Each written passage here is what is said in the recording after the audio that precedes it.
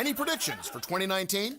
Yeah, we're going to be #1 in the nation. Start something new sales event at Coons Jeep in Tyson's Corner. Tonight, breaking news involving President Trump and the shutdown. Just moments ago, the president signaling he might be willing to reopen the government for 3 weeks. What does he want in return? All of this as 800,000 American workers miss another paycheck.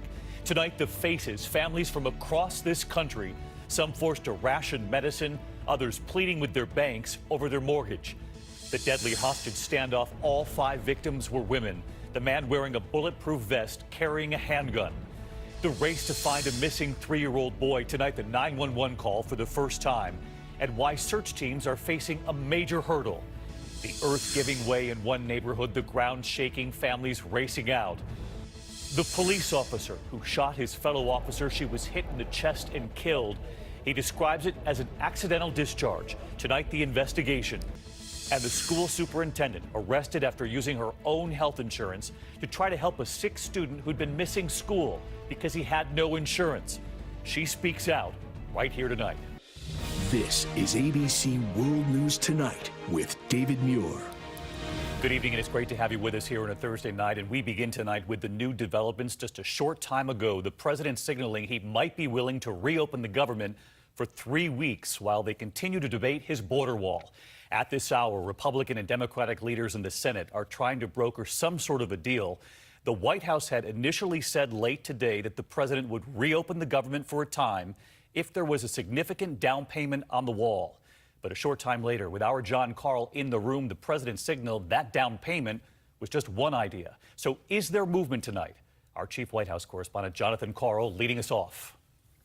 Compromise brewing? Tonight, President Trump told us he is open to a temporary deal to reopen the government and didn't rule out supporting it even without money for his border wall. Would you be open to temporary spending without money for the wall? Would you just to reopen? Well, I wouldn't be happy with it. I wouldn't be happy. But we have a lot of alternatives. Even if it has no wall money? Or does it have to have wall money? I only, look, I have other alternatives if I have to. And I'll use those alternatives if I have to. We want to go through the system. We have to have a wall in this country. This comes less than 24 hours after the president backed down from his showdown with House Speaker Nancy Pelosi over his State of the Union address. Now the president told us the speaker's demand that the speech be delayed until after the shutdown is over is, quote, reasonable. What she said I thought was actually reasonable. We'll have the State of the Union when the shutdown is over. And when do you think that's going to be? That I can't tell you. That I can't tell you, but we have a lot of alternatives, but we need border security. The president's comments on day 34 of the shutdown come amid new accusations that the White House is turning a blind eye to the 800,000 federal employees about to miss another paycheck. People like these Coast Guard workers lining up at a food pantry in Connecticut. How about mac and cheese for the kids? Commerce Secretary Wilbur Ross is under fire for these comments earlier today. There are reports that there are some federal workers who are going to homeless shelters to get food. Well, I know they are, and I don't really quite understand why. The 30 days of pay that some people will be out, there's no real reason why they shouldn't be able to get a loan. Democrats are calling Ross, who is a billionaire, a modern-day Marie Antoinette. They have Wilbur Ross saying he doesn't understand why. When he was asked about people going into food lines and pantries and the rest, he says he doesn't understand why they have to do that. I don't know, is this the let them eat cake kind of attitude, or call your father for money? Of course, all of this developing as we come on the air tonight. John Carl live at the White House. And John, the president says Senate leaders from both parties are trying to hash out some sort of a deal tonight. But as we saw right there, Speaker Nancy Pelosi also holds some of the cards here. And tonight she's indicated that she does not support this idea of reopening the government with a down payment for the border wall to reopen. Speaker Pelosi continues to insist, David, that money for the border wall should not be part of any agreement to reopen the government.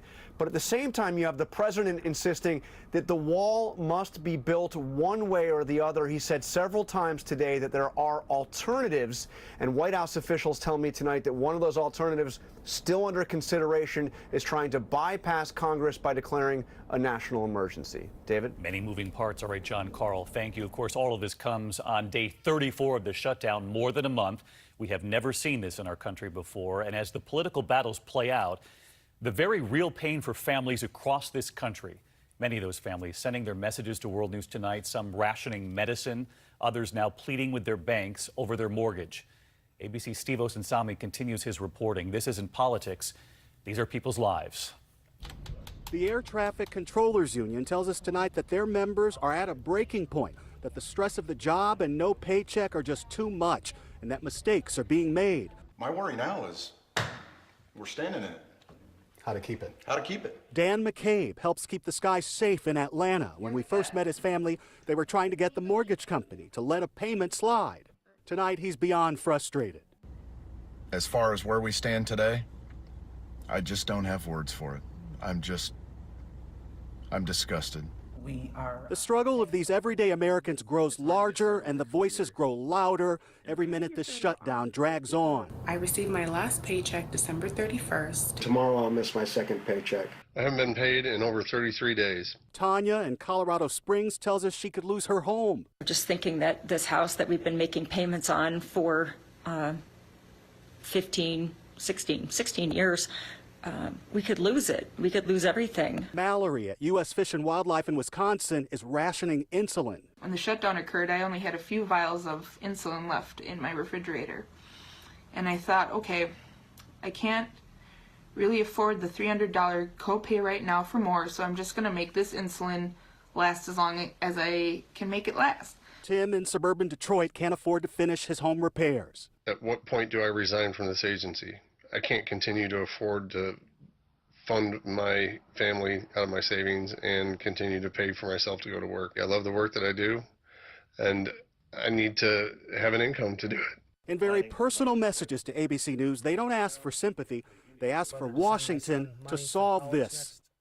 Administration officials underline that these government families will get paid when the government reopens, but the families say that none of that will undo the damage. David? And we will stay on this. Steve Osunsami tonight, thank you. We're going to move on now to that deadly rampage at a Florida bank. Tonight, we have now learned that all 5 victims were women. One of them, a mother of 7. And tonight, what the gunman's former girlfriend has now revealed. ABC's Chief National Affairs Correspondent Tom Llamas is in Sebring, Florida tonight. Today, 21-year-old Zephin Zaver facing a judge and charged with 5 counts of premeditated homicide murder.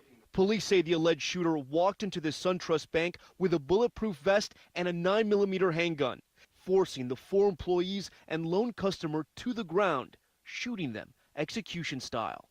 All 5 victims were women. Just moments before the shooting began, 75-year-old Victor Sparks tried entering the bank, but the doors had already been locked by the alleged gunman. I was so thankful for the fast response. And I would say probably in 3 minutes there were 8 police cars there. Police then ramming the entrance when Zaver refused to surrender. At that point, were you under the assumption the victims may still be alive? We hope the victims were alive. But it was too late. And now a young woman who says she's the shooter's ex-girlfriend says she warned people about his alleged desire to kill. Talking about guns and wanting guns, and he wants to hurt people physically. Tonight, police releasing the names of 3 of the victims. Marisol Lopez, a teller at the bank. Cynthia Watson, the loan customer. And Anna Pignon Williams, who had just started working there a few weeks ago and a mother to 7 children. Loving her was easy. Living without her will be hard. And Tom Llamas with us live tonight from Sebring, Florida. And Tom, I know still no known motive. And there was one person you learned in that bank who did manage to escape. David, we just learned that incredible piece of information moments ago. Police tell us there was a bank employee in the back of the building who was in a break room. When they heard the gunshots, they took off running, calling 911 along the way. And as you mentioned, investigators do not have a motive yet, David, but they do have surveillance video, and their confidence going to show that this was a calculated mass shooting and not a bank robbery. David? All right, just an awful story, but Tom Llamas, our thanks to you tonight. We're going to turn now to the desperate search for a 3-year-old, Casey Hathaway. He vanished from his great-grandmother's yard 2 days ago, and tonight, for the first time here, we hear the call to 911 and the new hurdle this evening that the searchers now face. Here's ABC's Stephanie Ramos. The frantic search for 3-year-old Casey Hathaway hampered by weather. Heavy rain and strong winds pounding the rural eastern North Carolina county, where the young boy was last seen playing in a backyard Tuesday, according to his great-grandmother. And tonight, we're hearing the 911 call she placed soon after he disappeared. Hey, what's going on there? We lost my grandson. Has walked in the woods back there and we can't find him. 3-year-old grandson. She tells the dispatcher he was playing with 2 relatives, but he never made it back in the house. It's been at least 45 minutes because we've been looking all in the woods for him. Officials are treating this as a missing persons case and are hopeful Casey is found safely. There is no such thing as an insignificant lead for us. Our #1 priority is getting Casey home to their family. David, only professional search teams spent the day out looking for Casey because of safety concerns. Nearby residents have been asked to check storage sheds or vehicles in hopes that Casey may be looking for shelter. David. All right, Stephanie Ramos, our thanks to you. And next tonight, that massive winter storm from the Gulf all the way up to the Northeast. Flood and wind alerts along much of the I-95 corridor tonight. Long delays at the airports, including New York and Boston. Look at this damage from a possible tornado in Lake County, Florida tonight. One person was killed in a chain reaction accident on New York's Long Island, and downed trees and power lines right there. That image from Duxbury, Massachusetts. And coming right behind this, another Arctic blast. Senior meteorologist Rob Marciano live along the West Side Highway tonight, tracking it all for us. Hey, Rob. Hi, David. As you mentioned, the winds have been ripping it all day long here, and now they're northerly as that cold front is nearly clear of the U.S. coastline. Check it out on the radar. Eastern New England still dealing with the rain. They had a wind gust of 70 miles per hour. Some snow behind it, but the bulk of the snow is going to be lee of the Great Lakes.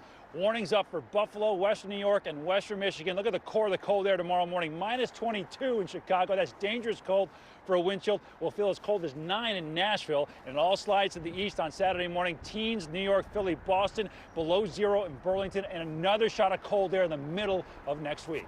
David? Real whiplash this week with the temperatures, Rob. Our thanks to you. 24 hours after the president's longtime lawyer and fixer Michael Cohen suddenly revealed he would not testify before the American people because of threats, he says, from the president. Tonight, we now learn the Senate Intelligence Committee has issued a subpoena to Michael Cohen. Some Democrats say they recognize his fear, but they've made it clear they want to hear from him anyway. Here's ABC's Kira Phillips. Tonight, Michael Cohen served with a subpoena. The president's former attorney and fixer ordered to testify on Capitol Hill. Sources say it will be behind closed doors.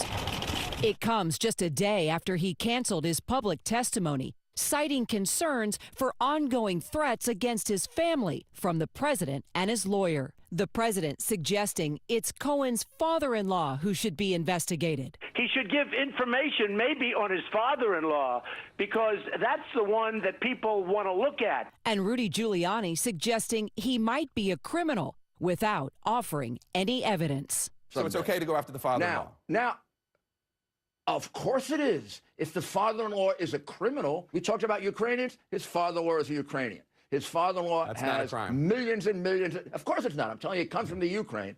The reason that's important is he may have ties to something called organized crime. The president denies he's threatened Cohen. No, I would say he's been threatened by the truth. He's only been threatened by the truth. All right, so let's get to Kira Phillips. She's with us live from Washington tonight. And Kira, I know you've just talked with Michael Cohen's lawyer. Will he comply with the subpoena? Well, David, Michael Cohen's lawyer telling us tonight they hope to agree on reasonable terms, ground rules, and a date. That date likely to be scheduled before March when Cohen reports to prison for that 3-year sentence, David. All right, you'll stay on this, Kira Phillips, tonight. Kira, thank you. And just 24 hours after the Trump administration said it will no longer recognize Venezuela's president, then the retaliation from President Maduro telling American diplomats to get out within 72 hours. Well, tonight, the State Department telling those diplomats still in Venezuela to keep their children close, not to send them to school. There is news moving on this at this hour. Let's get right to ABC's Chief Global Affairs Correspondent Martha Raddatz reporting in. Martha? David, the U.S. has made clear that the Maduro regime does not have the authority to order America's diplomats out of Venezuela since the U.S. no longer recognizes Maduro as president. But tonight, the State Department is itself ordering non-emergency employees to leave Venezuela because of growing security concerns. This comes amid the escalating chaos and a night of looting and violence. But despite these ordered departures, David, the U.S. Embassy will remain open. David. All right, Martha Raddatz, who covers the State Department for us. Martha, thank you. And tonight, Florida.